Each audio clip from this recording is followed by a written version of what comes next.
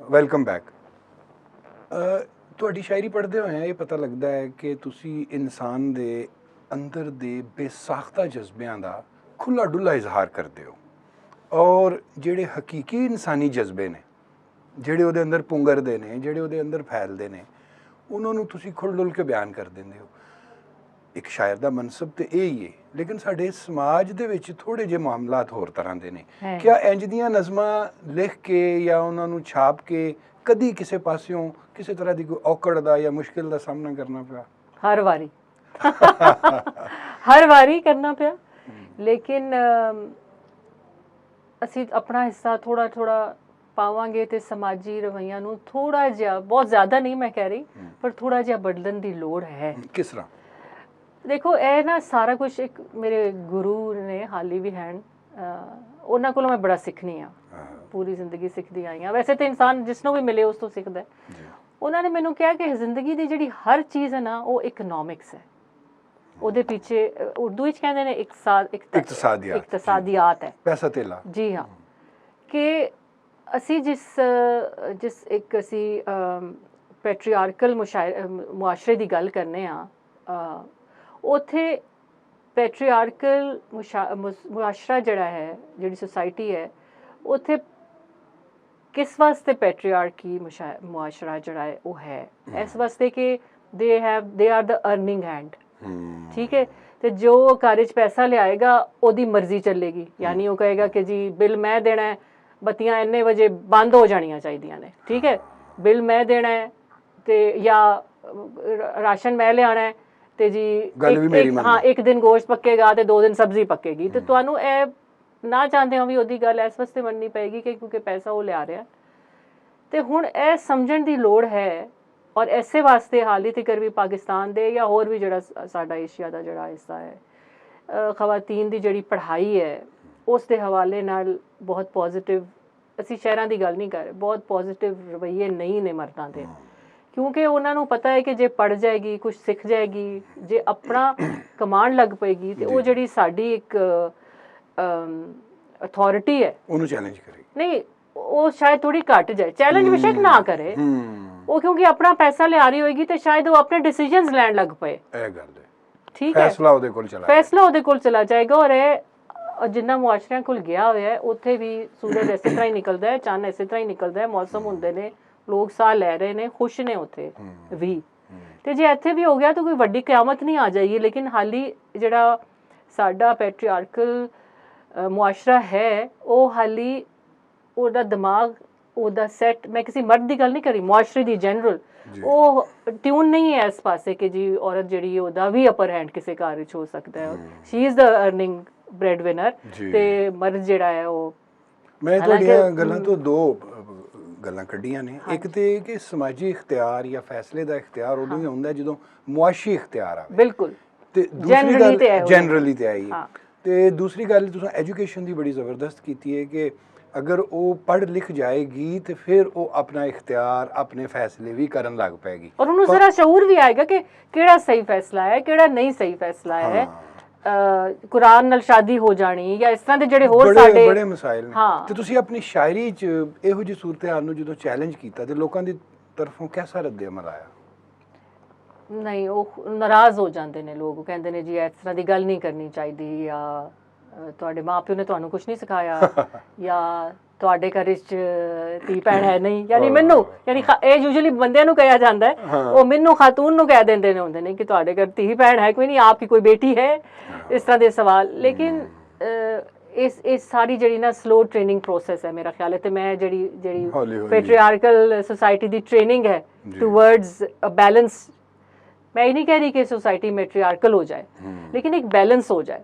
ਤੇ ਉਸ ਬੈਲੈਂਸ ਦੀ ਜਿਹੜੀ ਟ੍रेनिंग है मेरा ख्याल है मैं उधर ही अपना थोड़ा हिस्सा कभी कभी पाती रहनी है। ओ जी, हम पढ़ते रहते हैं अंजुम की नज़में, और बेबाक नज़म, सोचती हुई नज़म, सवाल उठाती हुई नज़म, इख्तियार को चैलेंज करती हुई नज़म, यही अंजुम कुरैशी का माबहुल इम्तियाज़ है और यही इनकी वजह इफ्तिखार भी है।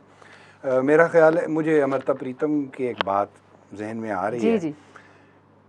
जब उससे सवाल किया गया कि आप तो ऐसी कहानियाँ लिखती हैं जिससे घर टूटते हैं, تو آپ کہتی ہیں کہ جہاں دل ہو وہیں رہنا چاہیے، اور عورت جس مرد کے لیے تھالی میں کھانا پروستی ہے اسی کے لیے اپنے بدن کی تھالی بھی پروسے دل سے، تو اس سے تو گھر ٹوٹ رہے ہیں۔ تو امرتا پریتم نے بڑا کلاسک جواب دیا تھا کہ صدیوں سے باطل کے ہاتھ سے گھر ٹوٹ رہے تھے، اب کچھ گھر حق کے ہاتھ سے بھی ٹوٹ لینے دیجئے۔ تو میرا خیال ہے کہ اس پیغام کو سامنے لانے کی بھی ضرورت ہے کہ عورت، فیمنزم کی بات تو از خود آ جاتی ہے کہ عورت کا ارادہ، انتخاب کی آزادی، اور پھر اپنی زندگی کے فیصلے خود کرنے کی آزادی، معاشی فیصلے اور جیون ساتھی کے فیصلے، تاکہ اسے یہ احساس اور یہ اس چیز کو بھی ایکنالج کرنا کہ اگر ایک مرد جو ہے وہ اپنی پسند کی شادی کرنے میں اس کو معاشرہ کبھی مورد الزام نہیں ٹھہراتا، تو خاتون اگر اپنی مرضی کبھی ایکسرسائز کر لے تو، اور جو کہ ریلیجن میں اجازت ہے اسے، بلا شبہ اجازت، کیا ہمارے پیارے رسول صلی اللہ علیہ وآلہ وسلم کو ایک خاتون کا شادی کا پیغام نہیں آیا تھا؟ پسند کر کے آیا تھا، اور وہ ان سے ایک عمر کا جو ہم سمجھتے ہیں، کبھی بھی ہم اس کو آج کے زمانے میں اپلائی اگر کرنا چاہیں تو وہ بھی سوسائٹی کے اندر ہمارے ہاں ایک کنسرن شو کرے گا کہ کیسے ایک 15 سال چھوٹے مرد کو ایک عورت اگر پیغام بھیجے شادی کا۔ لیکن جب حضور محمد صلی اللہ علیہ وآلہ وسلم کی ہمارے سامنے ایک مثال موجود ہے تو اس کا مطلب ہے کہ یہ ہو سکتا ہے نا، یہ ہوا تھا نا، جی بالکل، اور یہ انہوں نے تو ہمارے لیے ایک راستہ بنایا اور دکھایا اور ہمیں سکھایا کہ یہ ہو سکتی ہے بات۔ لیکن کیا ہم آج اپنی 30 سالہ یا 35 سالہ بہن اور بیٹی کے لیے کسی 20 سالہ لڑکے یا 25 سالہ لڑکے کا رشتہ کرنے کا سوچیں گے کبھی؟ عام حالات میں تو نہیں سوچیں گے، کوئی بہت ہی خاص حالات میں تو یہ کچھ ایسے رویے ہیں جن کو ہم آہستہ آہستہ اگر چینج کریں تو ان سے ہماری زندگی آسان ہوگی، جی مشکلات میں کمی آئے گی۔ ایک آپ کی نظم ہے جو تھوڑا انہی حالات سے جس پہ ہم گفتگو کر رہے ہیں اسی سے مکالمہ کرتی ہے اور خوبصورتی سے کرتی ہے، اور ہے بھی اردو نظم، ڈرپوک۔ جی، اس نظم کا نام ہے ڈرپوک، پنجابی میں اس کو یرکو کہہ سکتے ہیں۔